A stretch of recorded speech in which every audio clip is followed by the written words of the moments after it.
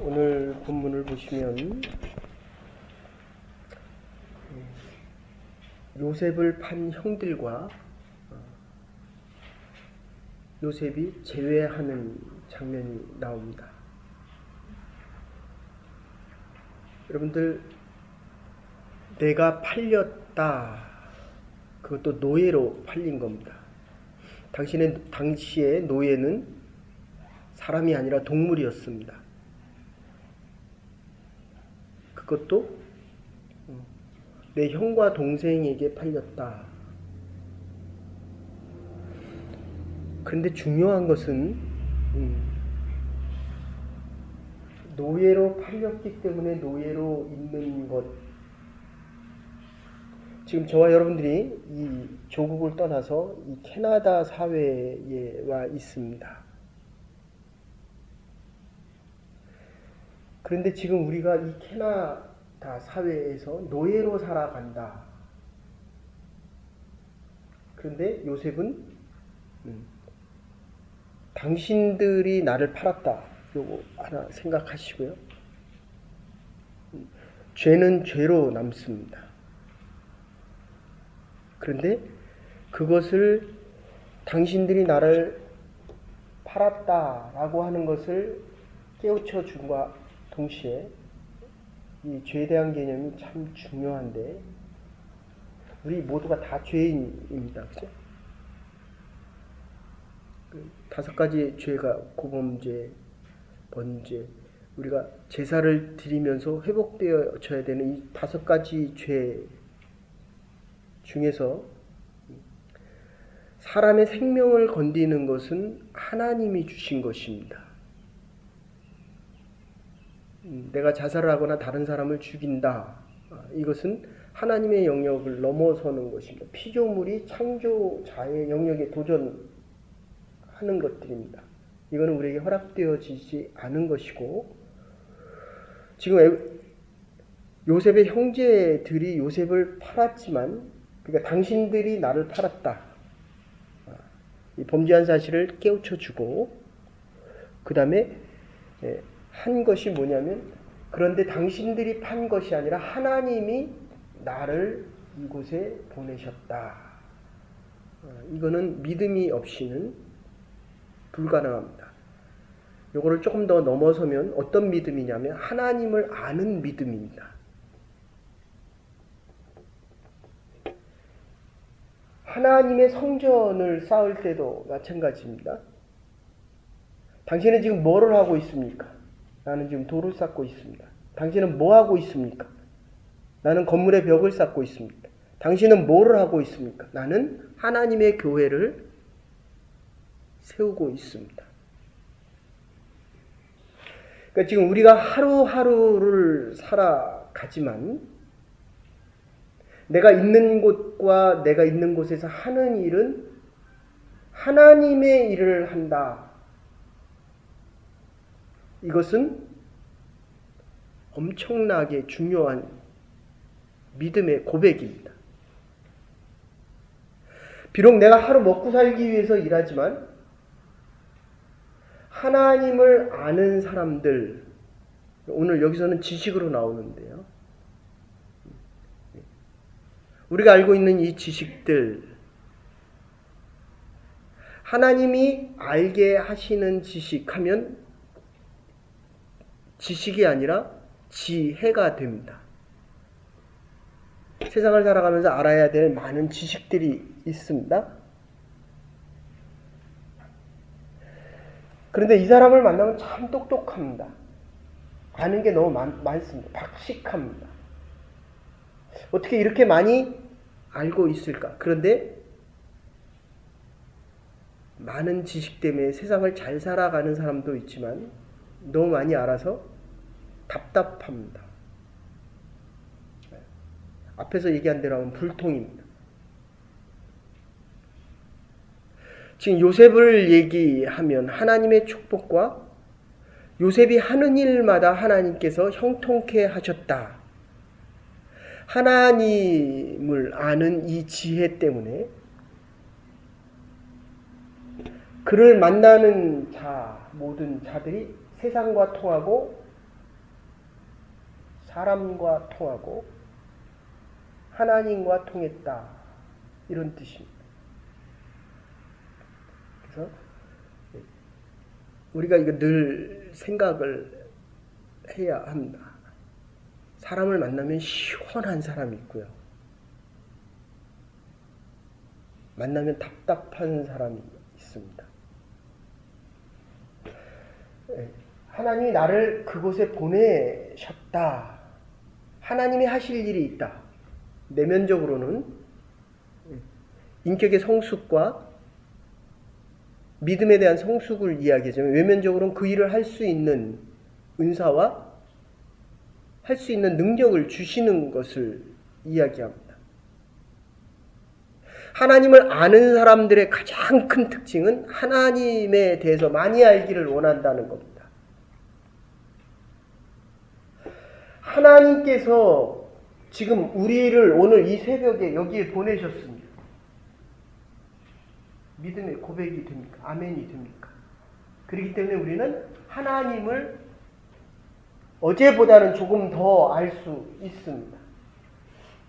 하나님이 저와 여러분들이 알기를 원하는 것,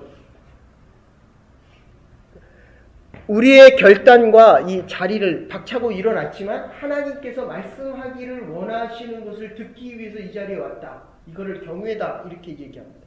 하나님을 가장 높일 수 있는 사람들, 하나님에 대해서 많이 알고 형통하기를 원하는 사람들.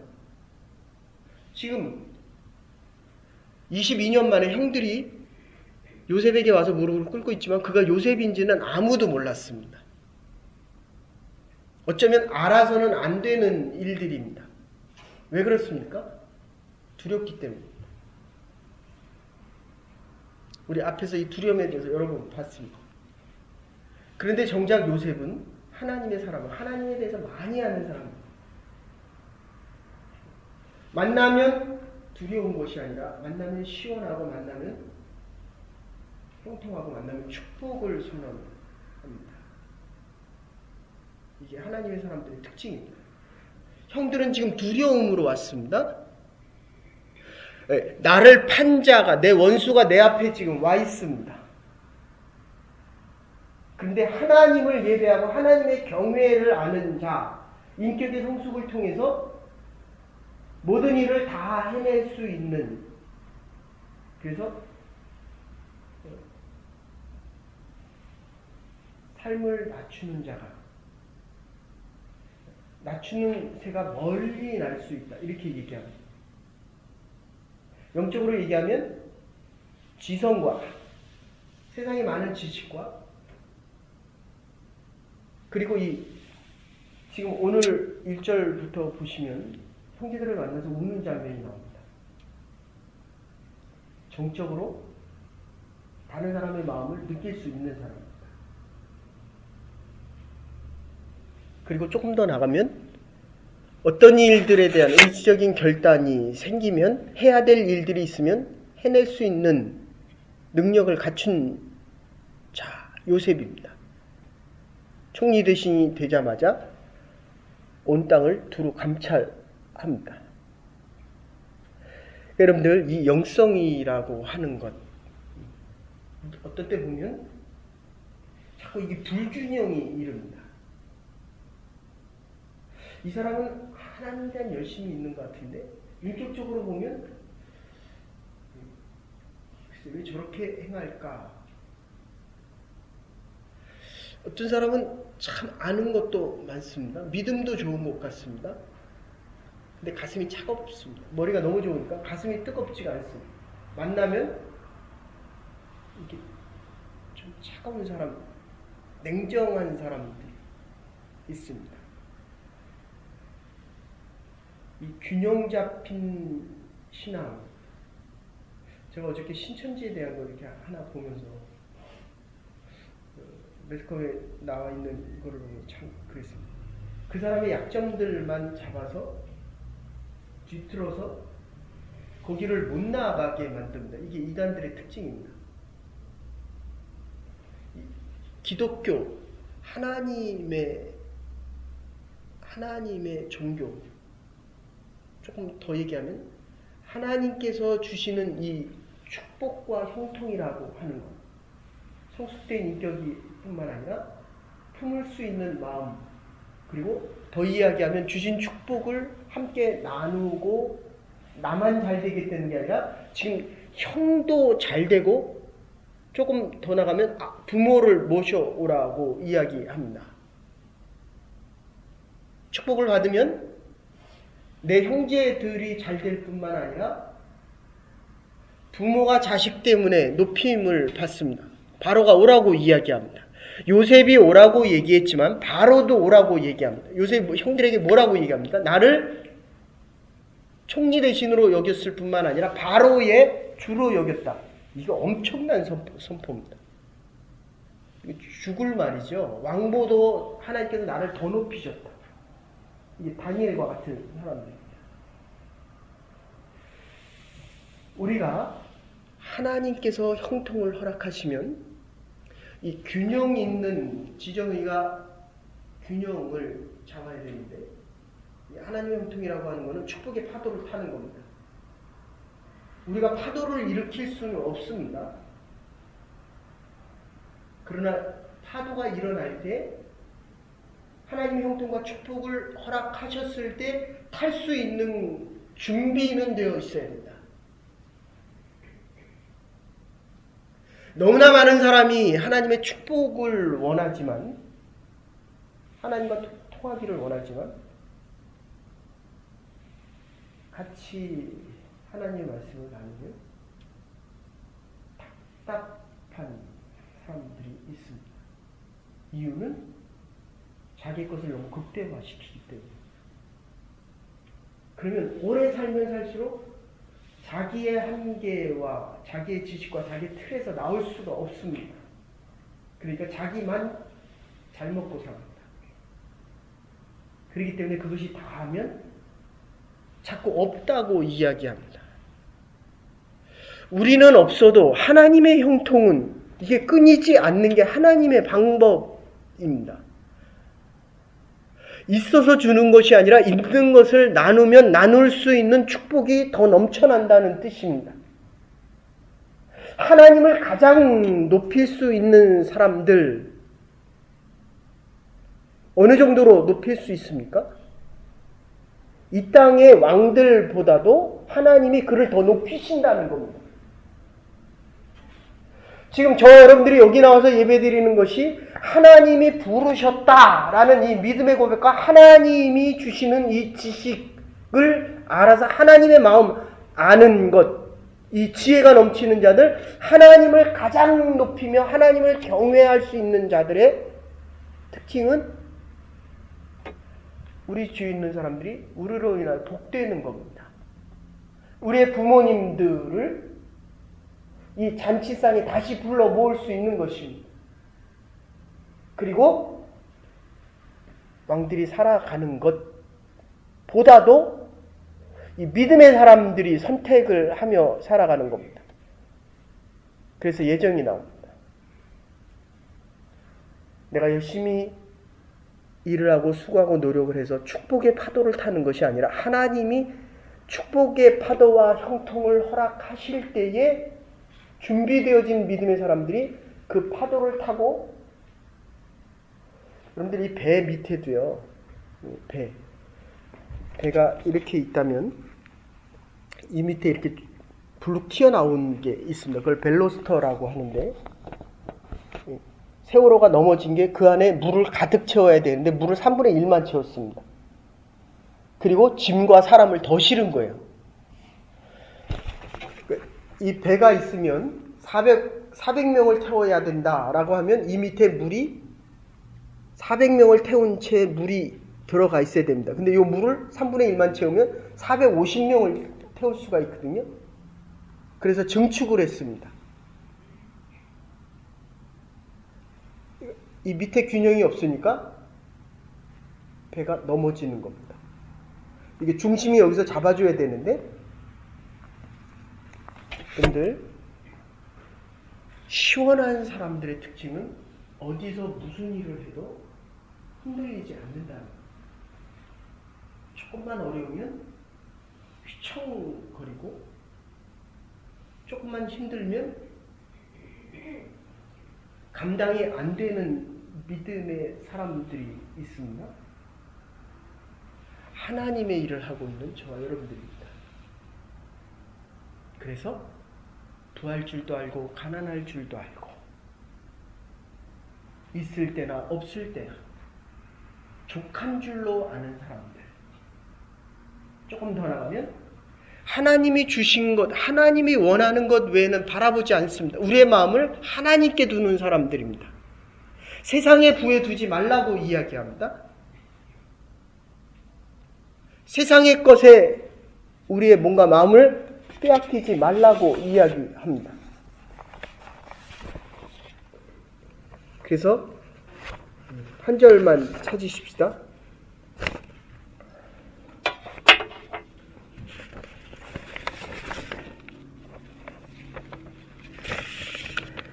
디모데전서 6장 17절입니다.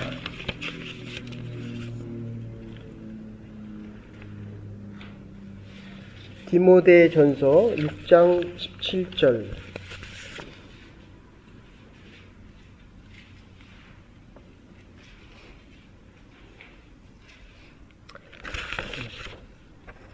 같이 읽으십시다. 시작.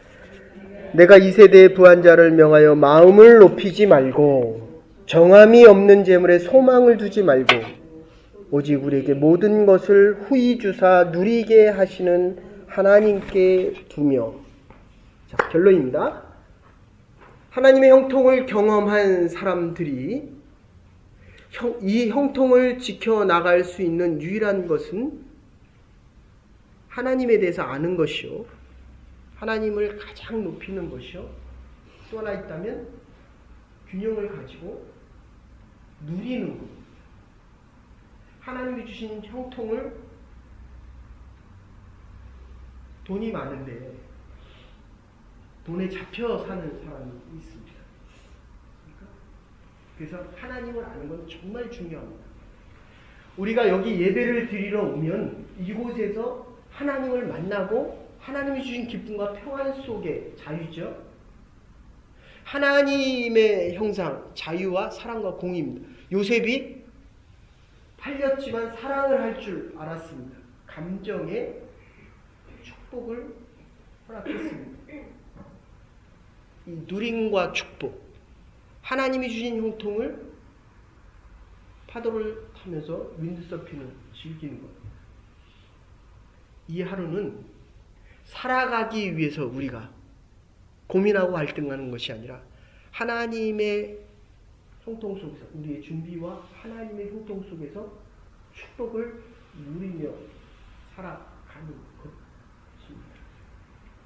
내가 원하는 것이 조금 없더라도 우리의 마음이 하나님께 정하고 하나님께 합하고 하나님을 향하여 있을 때 참된 믿음의 자유자로 요셉처럼, 요셉이 22년 동안 얼마나 부모를 보고 얼마나 형제를 보고 얼마나 믿음에 대한 삶의 어려움 속에서 믿음을 지켜나갈 수